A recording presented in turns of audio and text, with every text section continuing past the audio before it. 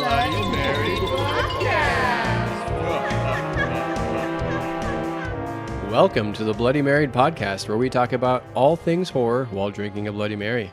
I'm Jesse. And I'm Tami, and we are totally married. We got our Bloody Marys, and tonight we are reviewing MaXXXine. MaXXXine, just out of the theater, too. We haven't talked about it yet. We have not. Up until now, so we're going to do spoiler-free, and then we'll get into spoilers. So we'll let you know. It'll be timestamped below. Spoiler-free until we say. So if you haven't seen it, go watch it and come back and listen and watch the spoiler-free part, too. Yeah. Or the spoiler part, yeah. The spoiler that part, one. the spoiler-free. You could watch the spoiler part if you want to and you haven't seen it. That's up to you. I wouldn't recommend it. But before we get into it, we have merch and we have a Amazon wish list. Yes, we do. We have merch. You got t-shirts, hats. Our Amazon wish list is big things like equipment and gear and little things like Bloody Mary mix and more cups for guests. Yeah, if you want to get us any of that stuff, we greatly appreciate it. We'd give you a shout out here on the podcast. Hell yeah, we would. We'd appreciate your support. And if you can't do that, totally understandable. Just go ahead and smash that like. You know, like comment, and subscribe, do all that stuff. It really helps it. Yeah. I hear there's an algorithm and it might help that. What? Yeah. That's crazy. We just saw MaXXXine, which is the third film in T. West's trilogy. The first one was X, and then it was Pearl, and now we have MaXXXine. What did you think about MaXXXine? I couldn't get a read off of you. I think you like it. You think I like it? I think you like it. So we'll see. What do you think? It was okay. It was okay? Yeah. Yeah? It was okay. It was okay. So Mia Goth, Yeah. she's amazing. Like she kills it. She's killed it through the whole trilogy. yeah. It was okay. I thought, I was hoping for a little bit more, but I didn't get it. Huh. That's really interesting. What more were you hoping for? I guess I wanted a little more violence. Huh. You wanted more of a...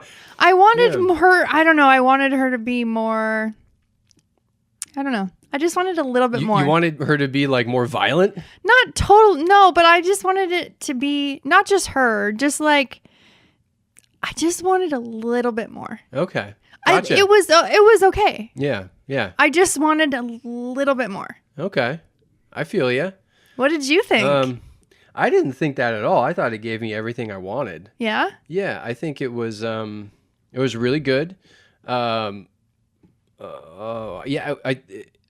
was a different tone, kind of. So each one of these has had different tones. So Yeah. the first one was Cabin in the Woods slasher, artistically done, a lot of kills. The second one was kind of a character study, more of a, you know what's going to happen in that one. Right, and it was very vivid. Yes, it was very Technicolor. Not a lot of kills in that. No. A couple of them, they were violent. And then this one was a giallo, and it was a mystery. It wasn't a slasher. Right. It was like the old school giallo films and the mystery aspect, which I really enjoyed because you don't really get too many of those. It was like the old school Scream, whodunit, who's the man behind the mask kind of thing. So I really enjoyed that. I liked the set design was phenomenal. I liked all the nods to everything in that era. Oh, the 80s stuff was great. Yeah, there's so many. There's one like set piece that's kind of spoilery, which maybe we'll talk about later. But there's like some set pieces from horror films because they're on the studio lot that are a lot of fun. Set design was just spot on. Oh, it really was. She did really good. I really enjoyed it. I got a kick out of it. I liked all the characters. Kevin Bacon, I love him anyways, but this is like my favorite character he's done in film in a long time. Yeah. Yeah, because his last few films that he's been in the horror genre have been kind of duds for me, and I think for you. Yes, that one house one with. Yeah. Yeah. I really liked it. I had a lot of fun with it. Yeah.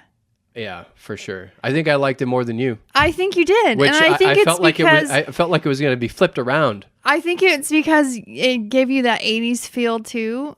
And I guess I didn't the mystery. I kind of figured it out earlier who it was. Okay. in my head is I was thinking like, okay, so who would be after, who would be, who would it be? Yeah. And so I was like, oh, I think this is it. And then it was. And then I was like, okay, that was yeah. right. I hate it when that happens. Well, it's kind of fun and it's kind of not that you can pick it out. I guess I didn't really think too hard about who it was. I was just, I went along with the ride, I guess. I guess I wasn't like trying to search for it like a Scream movie. Right. No, it was okay. I mean, it wasn't like, oh God, I fucking hated this. Yeah, but I liked it. It was entertaining. I just wanted a hair more. Yeah. I guess. So then were there things that didn't work for you in the movie? Without getting into spoilers, I'll get into like the didn't work for me when we talk spoilers.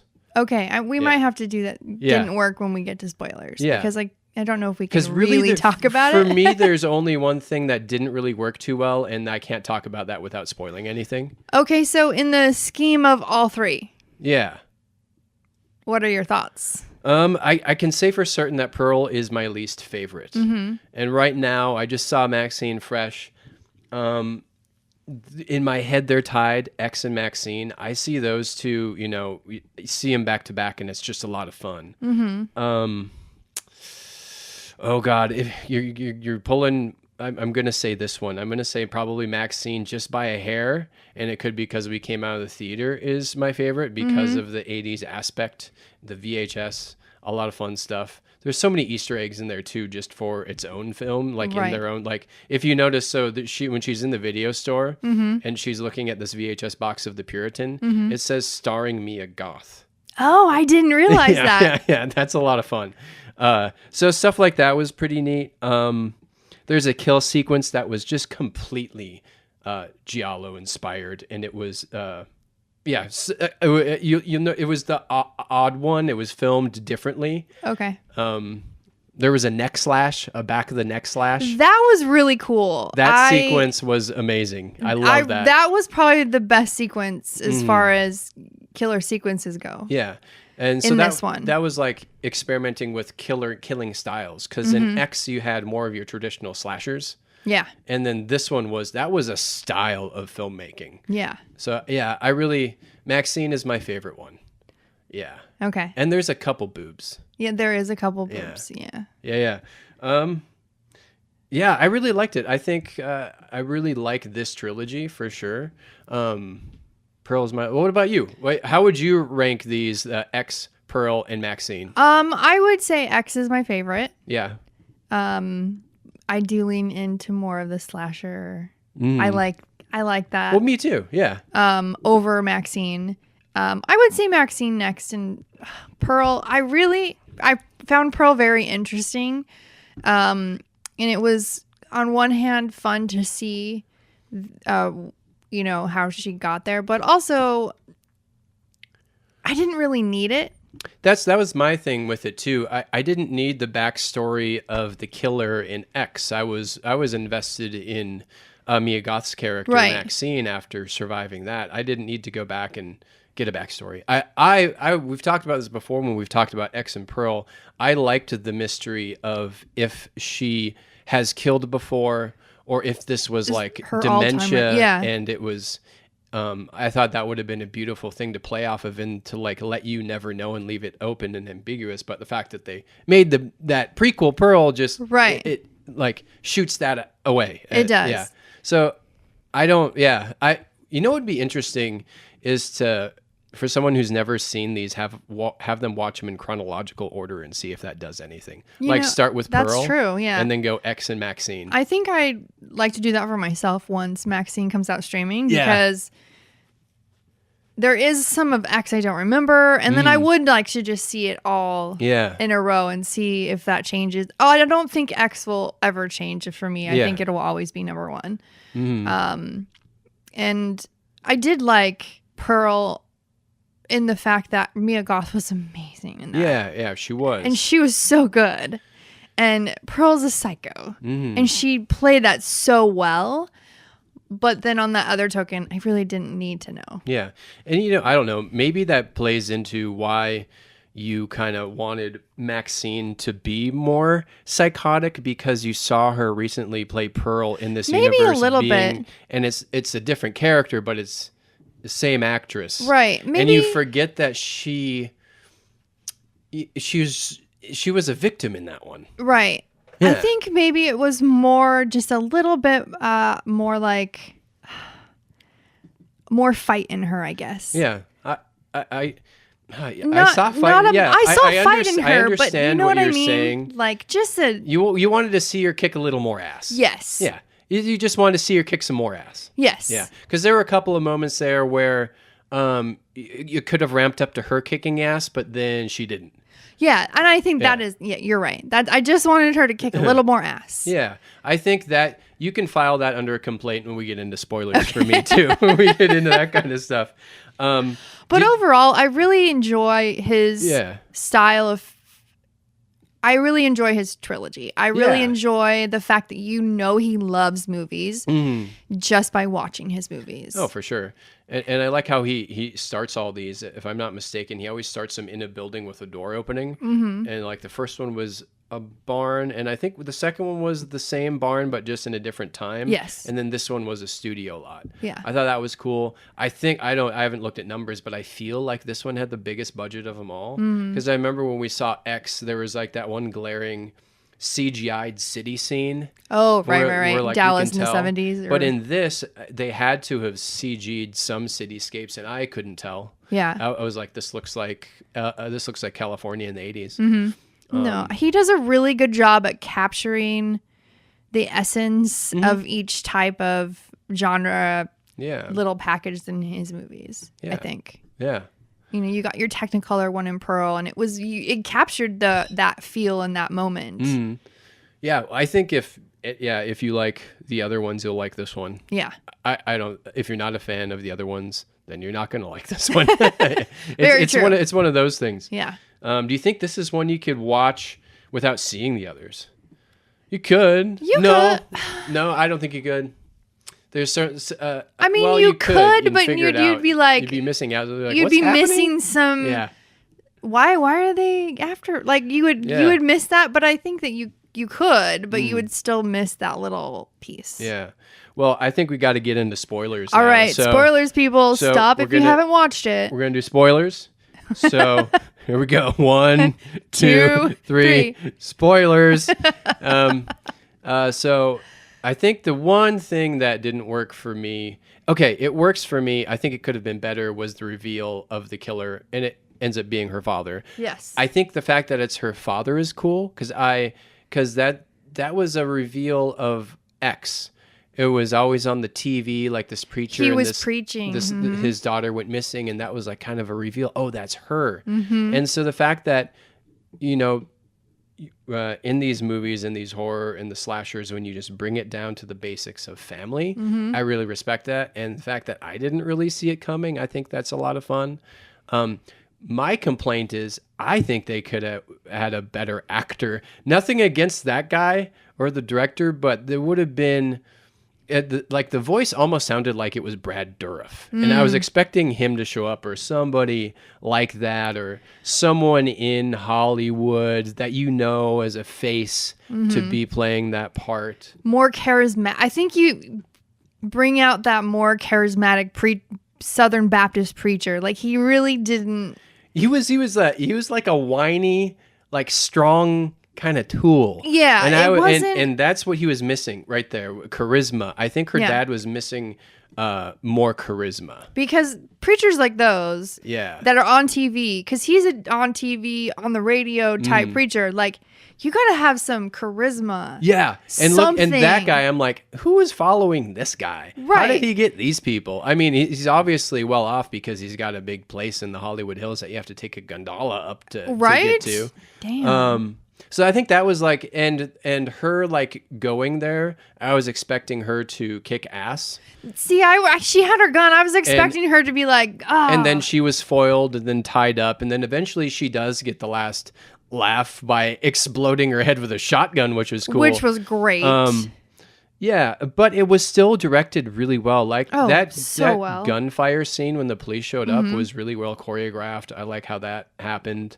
I like when they chased him up to the Hollywood Hills, how one guy got shot, and then it was really fun, just quirky. And like the last detective comes out with a cross in her eye and said something like, "Oh, I got him!" And then she rolls down. Rolls down the hill. I wanted to be an actor, like that. And he reaches up. I wanted to be an actor. So there's fun in that, but I really wanted Maxine to be the one to like shoot him up the hill. Like she grabs a shotgun, grabs a couple more guns, and is chasing. Right, chasing him down, and he put a bag over her head and tried to and fucking suffocated her till she passed out. Yeah. Like I expected her to be, when she got free, to be like, "Oh no, motherfucker! Like I'm coming for you." Yeah. And so that's where because she had a little bit of that in X, more like. Yeah, it was different though because they were. Those are psychopaths. Well, yeah, but like this was her dad, but he did some horrible things, I'm pretty sure, to her. Yeah, I like how they implied that without saying right. it too. And really so she's gotta have all of that. And so I really just wanted her to go a little bit farther with it. Not a lot. Like I didn't need her to be Pearl Psycho. Yeah. But I needed her to like kick his ass and then blow his head up. Yeah. Like she didn't really do that. She just like I mean, when the guy tried to mug her and she made him strip down and then took his balls off with her heel, that was fucking awesome. Yeah. Like I wanted a little bit of that. That was sick. And I really loved. You're like, oh God. Yeah, that was pretty brutal. I don't know. It's hard to pick my favorite. Like I like the VHS guy store his kill because it was Giallo, but I don't know. I think my favorite kill was Kevin Bacon's. Kevin Bacon's kill was great. A lot of fun.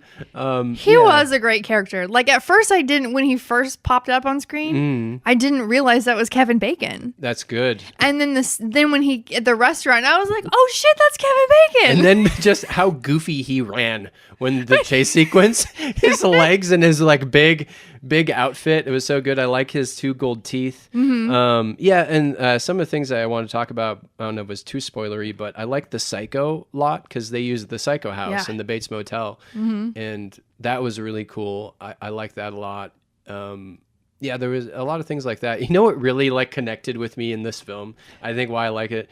The director of the movie, she's directing this scene, the Puritan 2, and then something's not quite right, and then she's like, if you want something done right, you have to do it yourself. So she goes to the actress and just smears her face with more blood.